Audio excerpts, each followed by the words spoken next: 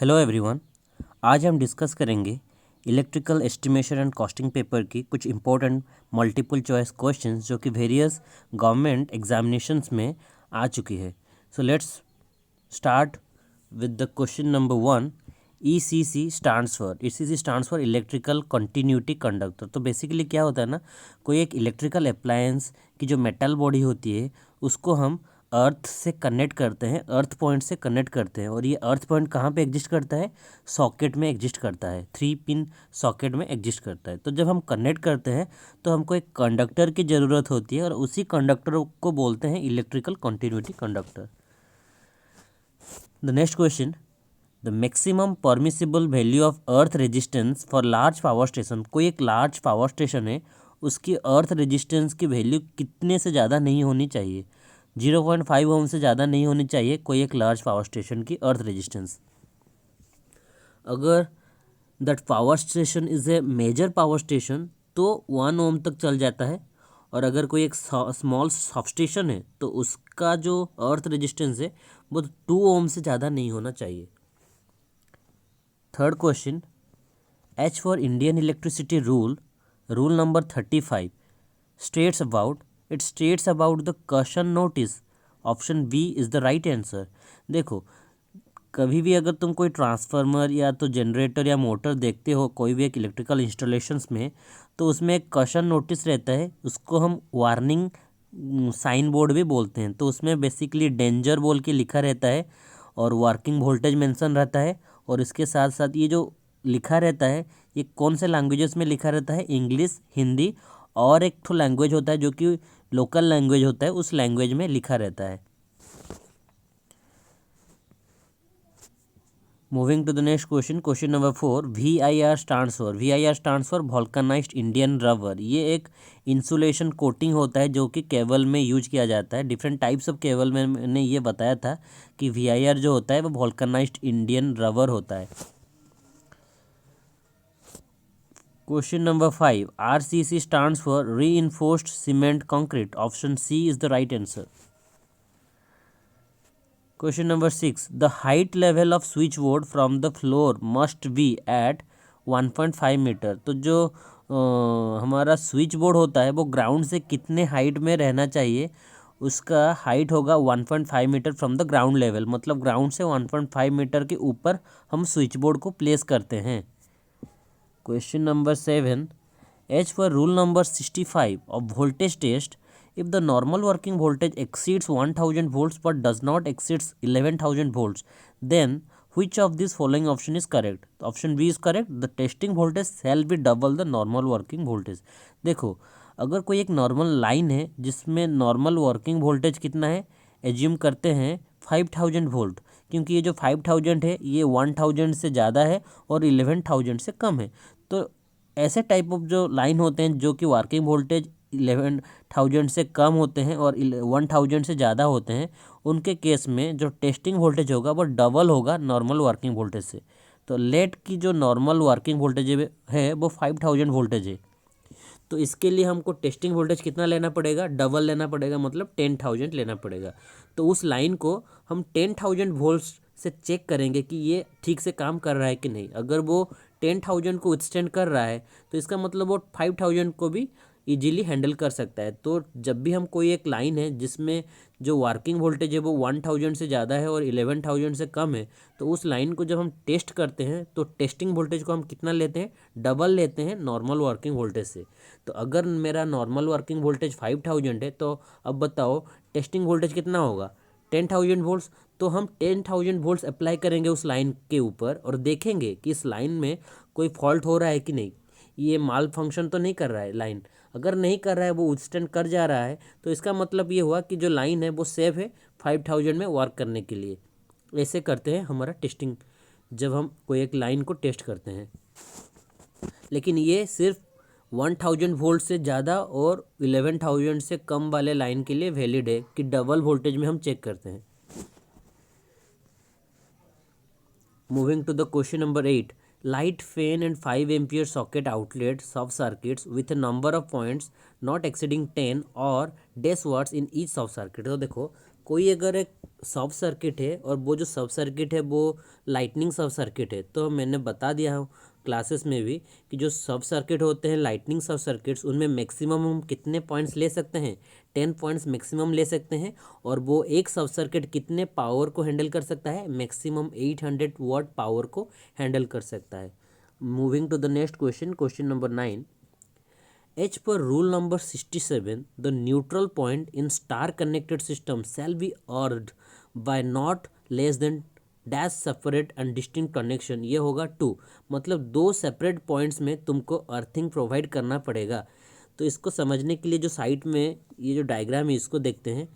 यहाँ पे जो जनरेटिंग स्टेशन है वहाँ से हमारा जनरेशन हुआ पावर का, आर वाई बी तीनों फेज में जनरेशन हुआ, और ये स्टार कनेक्टेड है तो एक न्यूट्रल पॉइंट भी मिलेगा, उसको हम वहीं पे ही अर्थिंग कर दिए हैं। तो उसके बाद क्या किए, पावर को ट्रांसमिट किए, तो आर वाई बी पावर को हमने ट्रांसमिट किए और एक सबस्टेशन को लेके गए, और उस सबस्टेशन में क्या करते हैं, उसको हम स्टेप डाउन करते हैं। तो जो सबस्टेशन में एक ट्रांसफार्मर होगा उसकी प्राइमरी वाइंडिंग को हमने पावर फीड कर दिए। तो उस जो प्राइमरी वाइंडिंग होगा स्टार कनेक्टेड होगा उसमें भी एक न्यूट्रल पॉइंट एग्जिस्ट करेगा, और उस न्यूट्रल को भी हम डिस्टिंक्टली क्या करेंगे, अर्थ कर देंगे। तो अभी तुम इस फिगर में कंप्लीटली क्लियरली देख सकते हो कि हम 2 पॉइंट्स में अर्थिंग प्रोवाइड कर रहे हैं। एक जनरेटिंग स्टेशन में न्यूट्रल पॉइंट को अर्थिंग किए, और वो एक सब स्टेशन में जो न्यूट्रल पॉइंट एग्जिस्ट करेगा उसको भी अर्थिंग कर दिए। तो क्वेश्चन में क्या पूछा था, एज फॉर रूल नंबर 67, तो ये रूल को याद रखो। रूल नंबर 67 हमको बताता है कि न्यूट्रल पॉइंट को जब हम अर्थिंग करेंगे तो 2 सेपरेट पॉइंट्स में अर्थिंग किया जाएगा, एक ही पॉइंट में अर्थिंग करके नहीं छोड़ा जाता है, 2 डिफरेंट पॉइंट्स में अर्थिंग प्रोवाइड किया जाता है। Moving to the question number 10, the thickness of earth wire to be used in house wiring beyond main switch where single supply is given to a building. तो एक building है जिसको हम single phase supply दे रहे हैं, तो main switch के बाद जो अर्थिंग वायर हम यूज करेंगे उसका थिकनेस कितना रहेगा, उसका थिकनेस रहेगा 14 SWG, standard wire gauge. SWG का फुल फॉर्म होता है स्टैंडर्ड वायर गॉज, ये थिकनेस मेजर करने का एक यूनिट होता है।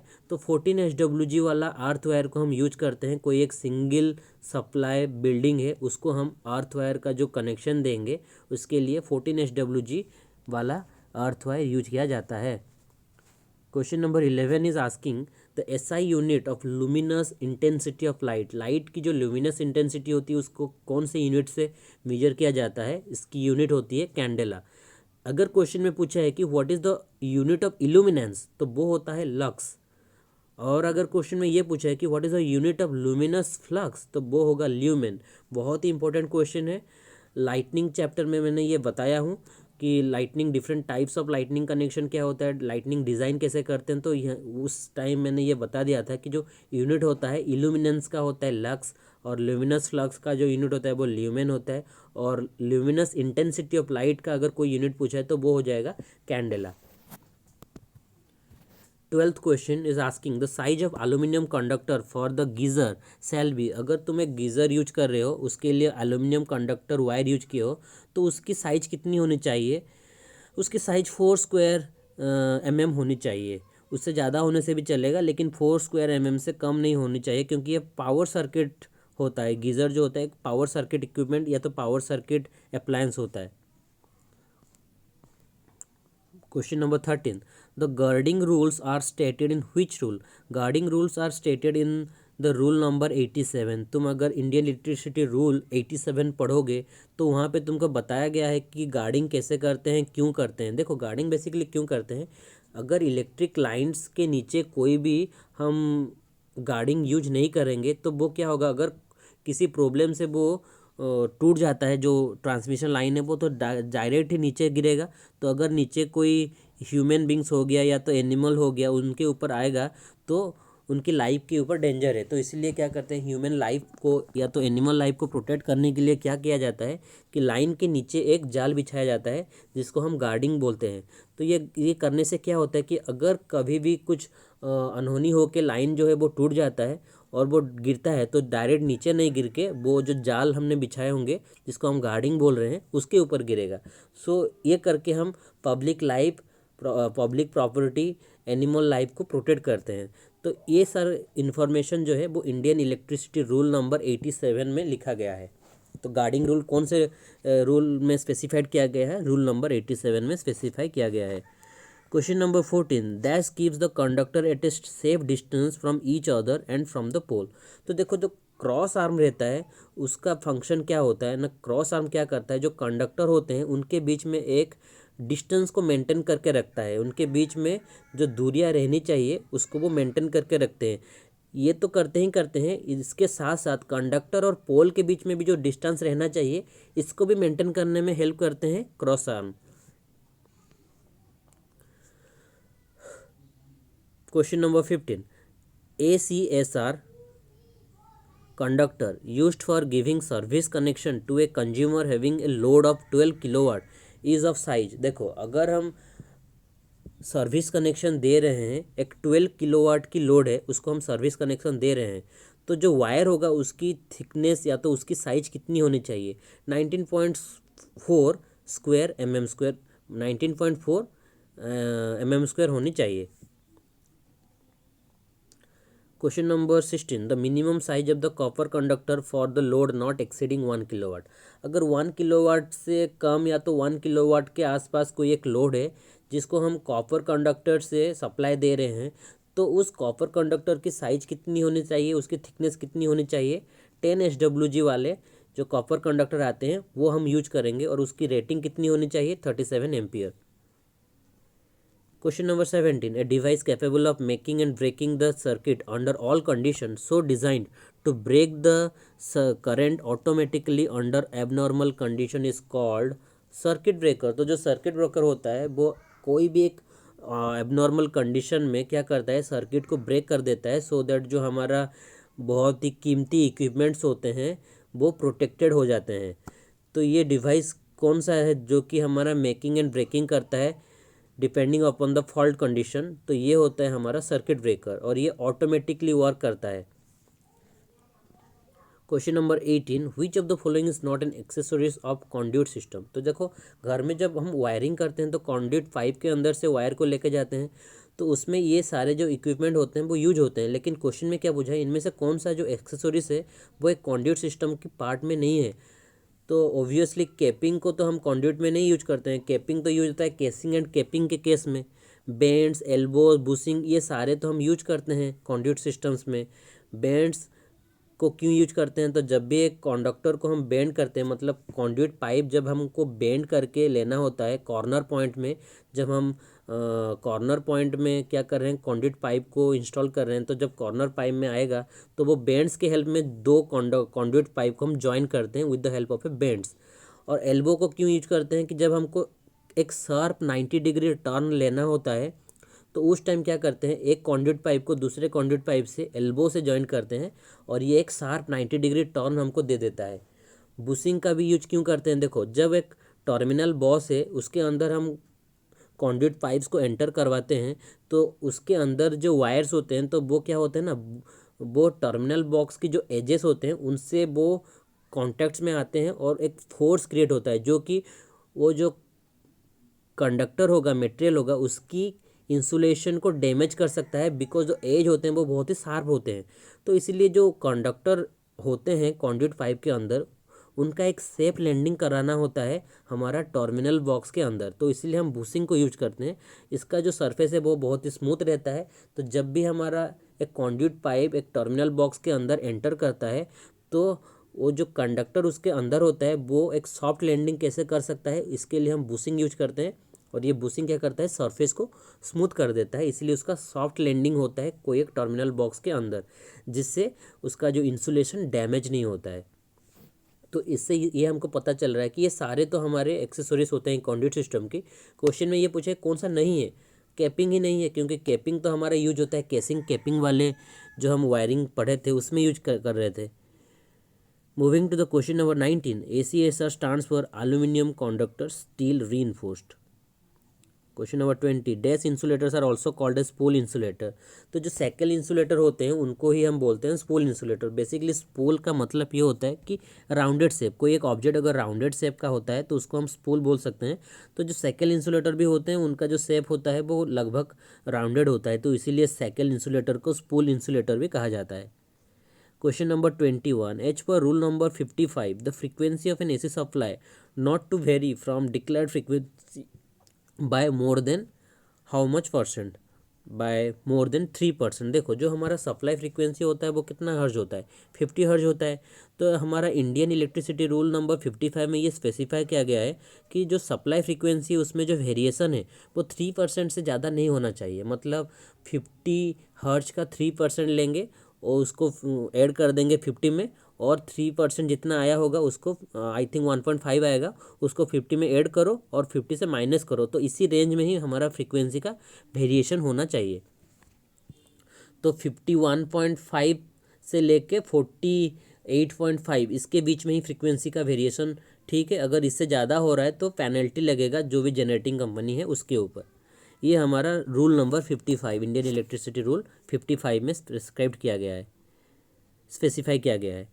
अभी क्वेश्चन नंबर 22 देखते हैं। As for Indian electricity rule rule number 75 क्या बोलता है कि Indian electricity rule 75 safety factor के बारे में बात किया है, मैक्सिमम स्ट्रेसेस और सेफ्टी फैक्टर के बारे में। Rule number question number 23 XLPE cable stands for cross linked polyethylene. 24 the earthing pin is thicker than pins connected to neutral and live wires for better earthing due to the less resistance of thin pin. Second option, for it should not enter into the live hole of the socket. Third option, for the appliance is to be first earthed. Last option both A and B. देखो क्वेश्चन क्या पूछा है, जो earthing pin रहता है वो थोड़ा थिकर होता है, लॉन्गर होता है नहीं पूछा है। लॉन्गर किस लिए होता है, लॉन्गर इसलिए होता है कि जो अप्लायंस है वो पहले अर्थ हो जाए, क्योंकि अगर वो थोड़ा लॉन्गर रहेगा और हम जब 3 पिन को एक सॉकेट के अंदर एंटर करवाएंगे तो जो लॉन्गर पिन होगा वो पहले टच कर जाएगा, तो ऐसे क्या होगा, जो अप्लायंस है उसको पहले अर्थिंग मिल जाएगा। तो लॉन्गर जो होता है इसलिए उसको बेनिफिट क्या मिलता है, for the appliance is to be first earth. तो अप्लायंस को पहले अगर अर्थिंग करना है तो इसलिए हम अर्थिंग पिन को लंबा रखते हैं। लेकिन यहाँ पे क्वेश्चन में ये नहीं पूछा है, ये पूछा है कि जो अर्थिंग पिन है वो थिकर क्यों होता है। देखो अर्थिंग पिन को हम अगर थिक करेंगे तो इससे क्या होगा, better earthing due to less resistance of thicker pin. तो अगर पिन थिकर होगा उसका रेजिस्टेंस कम आएगा, क्योंकि R is equal to rho l by a होता है। तो एरिया ऑफ क्रॉस सेक्शन अगर ज़्यादा है तो रेजिस्टेंस कम होगा। तो इसी प्रिंसिपल के बेसिस में क्या करते हैं ना, अर्थ पिन की जो थिकनेस होती है, अर्थ पिन की जो थिकनेस है वो थोड़ा ज़्यादा रखा जाता है, सो दैट रेजिस्टेंस क्या हो जाएगा, कम जाएगा। तो अगर रेजिस्टेंस कम गया तो अर्थिंग इम्प्रूव कर जाएगा, अर्थिंग की जो खासियत है वो ज़्यादा अच्छा रहेगा। और सेकेंड ऑप्शन में ये बोला है for it should not enter into the live hole of the socket. तो देखो अगर ये थिक नहीं होता, ऐसे सोचो कि अर्थिंग, लाइन एंड न्यूट्रल ये तीनों जो हैं वो सेम साइज के ही होते, तो क्या होता ना, तुम कंफ्यूज हो जाते कभी कभी, और जो अर्थ पिन है उसी को लाइव पिन सोच लेते, और जो लाइव पिन है उसी को अर्थ पिन सोच लेते, और तुम्हारा कनेक्शन रॉन्ग हो जाता। इससे तो क्या हो जाता, you should not enter into the live hole of the socket, for it should not enter the live hole of the socket. तो तुम गलती से भी लाइव होल में अर्थ को एंटर ना करवा देते। तो ये हो सकता है एक answer, right answer, for better earthing due to the less resistance. और ऑप्शन बी भी सही है, for it should not enter into the live hole of the socket. तो अगर इसका साइज बड़ा रहेगा तो तुम कभी भी गलती से भी लाइव को उसके अंदर नहीं लेके जाओगे, लाइव वाला पोर्शन कभी भी एंटर नहीं करेगा, क्योंकि अर्थ पिन का जो होगा साइज बड़ा रहेगा, उसके लिए जो होल होगा वो भी बड़ा रहेगा। तो यू ऑलवेज नो दैट ये वाला जो पिन होगा वो अर्थिंग पिन होगा। लेकिन सेम साइज अगर हो जाएगा तो तुम कभी भी कंफ्यूज हो सकते हो, और अर्थ पिन के जगह में लाइव पिन डाल दोगे और लाइव पिन के जगह में अर्थ पिन डाल दोगे। तो इसी को ही अवॉइड करने के लिए क्या किया जाता है ना, अर्थ पिन को थोड़ा बड़ा रखा जाता है, so that it should not be enter into the live hole of the socket. Question number 25. The size of the AAC used for service connection to a consumer having a load of 2.5 kilowatt. तो अगर एक 2.5 kilowatt की load है जिसको तुम service connection देना चाहते हो, तो उसमें जो तुम वायर यूज करोगे उसका थिकनेस कितना होना सही होगा, उसका थिकनेस 13.9 mm लेना, स्क्वायर mm लेना सही होगा। यहाँ पे हम ये भी डिस्कस कर लेते हैं कि AAC का फुल फॉर्म क्या होता है, ऑल एल्यूमिनियम कंडक्टर और अगर ट्रिपल ए सी का फुल फॉर्म पूछा है तो वो होगा all aluminium alloy conductor. Moving to the next question, question number 26, the factor deciding the size of the conductor. देखो एक कंडक्टर का जो साइज होगा वो कौन डिसाइड करेगा, ये डिफरेंट पैरामीटर में सारे डिसाइड करेंगे, तो इसलिए जो आंसर होगा वो ऑल द एबव होगा। Current carrying capacity end voltage drop, minimum size of the conductor for mechanical reasons, metal of the conductor, ये सारे फैक्टर हमारा डिसाइड करते हैं कि जो कंडक्टर है उसका साइज कितना होगा। तो आंसर में आएगा हमारा all of the above. Question number 27, device to protect the electrical equipment from damage due to lightning is called lightning arrester. तो लाइटनिंग से प्रोटेक्ट करने के लिए हम लाइटनिंग अरेस्टर यूज करते हैं। Next question, the general principle usually employed in the design of street lightning installation. तो जब हम स्ट्रीट लाइटनिंग इंस्टॉलेशन करते हैं तो कुछ प्रिंसिपल्स को फॉलो करते हैं। तो बेसिकली दो प्रिंसिपल्स को हम फॉलो करते हैं, एक होता है डिफ्यूजन प्रिंसिपल और दूसरा होता है स्पेक्युलर रिफ्लेक्शन प्रिंसिपल।